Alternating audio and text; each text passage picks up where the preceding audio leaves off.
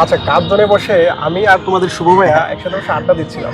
তার মাঝখানে একটা কথা মনে হলো যে তোমরা যারা হচ্ছে এবার অ্যাডমিশন পরীক্ষা দিবে, যারা এখনো প্রস্তুতি শুরু করো নাই, তারা এখন প্রস্তুতি শুরু করতে চাচ্ছ, তো তারা কি আসলে অ্যাডমিশন ক্র্যাক করতে পারবে কিনা, তো সে ব্যাপারে তোমাদেরকে কিছু সাজেশন দেবে তোমাদের প্রিয় শুভ ভাইয়া।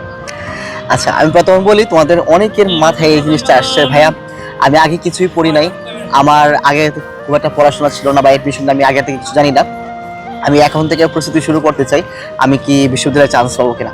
প্রথমত হচ্ছে কি, তুমি যদি এখন থেকে বিশ্ববিদ্যালয়ের জন্য প্রস্তুতি শুরু করো, বিশ্বাস করো তুমি যতই দুর্বল হও না কেন, তুমি শুধু চান্স না, তুমি টপ র্যাঙ্ক করতে পারবা।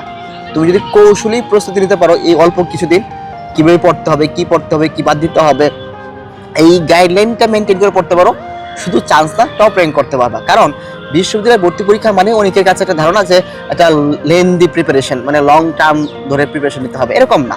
বিশ্ববিদ্যালয় ভর্তি পরীক্ষার প্রস্তুতি কিন্তু শর্ট টার্ম একটা, সবসময় কিন্তু 3 থেকে 4 মাসের প্রস্তুতি সবসময় কিন্তু হচ্ছে, এমন না এবছর অবশ্য সময় তোমরা বেশি পাচ্ছ, তুলনামূলক তারা কিন্তু অন্যান্য ব্যাচ থেকে সময় কিন্তু বেশি পাচ্ছ। এদিক থেকে বিগত ব্যাচে যারা ছিল, এইচএসসি হচ্ছে 25 ব্যাচ, তারা কিন্তু 3 মাসের মতো সময় পেয়েছে। হ্যাঁ, এরকম 3 মাস 10-15 দিনের মতো, তোমরা কিন্তু তার থেকে বেশি সময় পাচ্ছ। হ্যাঁ, এন্ড তোমরা কিন্তু আসলে খুবই লাকি দিক থেকে যে অ্যাডমিশনে কিন্তু অনেক সময় পাচ্ছ। এন্ড কারো যদি উইকনেস থাকে তাহলে কিন্তু তুমি এই সময়টার মধ্যে তোমার বেসিকটা স্ট্রং করতে পারবা, এন্ড তুমি হচ্ছে কি তোমার অ্যাডভান্স লেভেলের ক্লাসগুলো করে তোমার লেভেলটা আপ করতে পারবা। এটা তোমার জন্য অনেক বড় একটা সুযোগ আসলে।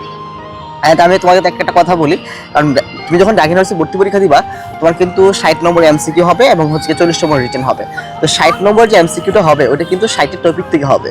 সো প্রতিদিন তুমি যদি একটা করে টপিক শেষ করো, তাহলে 60 দিনে তোমার কিন্তু 60টা টপিক শেষ হয়ে যাচ্ছে।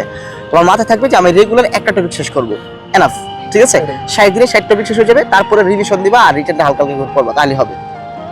ইনশাআল্লাহ তোমাদের শুভ ভাই যে গাইডলাইনগুলো তোমাদেরকে দিল, যে প্রতিদিন একটা টপিক 1 ঘন্টা করে পড়বা, কমপক্ষে 1 ঘন্টা করে একটা টপিক করে পড়বা, ঠিক আছে? তারপরে একটা প্রতিদিন দেখা যাচ্ছে নতুন নতুন যে টপিকগুলো আছে, প্রতিদিন সেই টপিকগুলো একটু করে পড়ার চেষ্টা করবা। পাশাপাশি সাধারণ জ্ঞানের যে বিষয়গুলো আছে, তুমি সাধারণ জ্ঞান আর যাই করো, প্রতিদিন 100 করে যদি এমসিকিউ প্র্যাকটিস করো, তুমি এভাবে যদি হচ্ছে লাগাতার 3 মাস প্রতিদিন 100 বা 50টা করে এমসিকিউ প্র্যাকটিস করতে পারো, দেখা যাচ্ছে 3 মাস পরে তুমি যখন ভর্তি পরীক্ষাতে বসবা, এমন কোনো এমসিকিউ পাবে না সাধারণ জ্ঞানের যেগুলো তোমার কমন পড়বে না। ইংরেজির ক্ষেত্রেও সেম, বাংলার ক্ষেত্রেও সেম। তো দেখা হবে তোমাদের সাথে পরবর্তীতে। আর আমরা চাই তুমি এই ঢাকা বিশ্ববিদ্যালয়ে আসো, আর এই ঢাকা বিশ্ববিদ্যালয় ক্যাম্পাসে একদিন তোমাদের সাথে বসে আমরা এই চায়ের আড্ডা দিব ইনশাআল্লাহ। চায়ের আড্ডা টিএসসি না, কার্জনে দিব, কার্জনে দিব, ঠিক আছে? সো কার্জন হলে চা খাওয়া যায়, এটা আসলে অনেকে জানে না হয়তো যে কার্জন হলে যে চা পাওয়া যায়, তবে এটা হচ্ছে ভ্রাম্যমাণ চা। হ্যাঁ, এভাবে হচ্ছে দোকান বা স্টলের মতো কিছু নেই। ওই টিএসসি তে, ওটা মানে স্টল হচ্ছে কি টিএসসি তে, আর এখানে ভ্রাম্যমাণ চা কফি আছে। তো টাটা এভরিওয়ান, দেখা হবে তোমাদের সাথে ইনশাআল্লাহ এই ঢাকা বিশ্ববিদ্যালয়ের কার্জন হলে। সবাই ভালো থাকবে, সুস্থ থাকবে।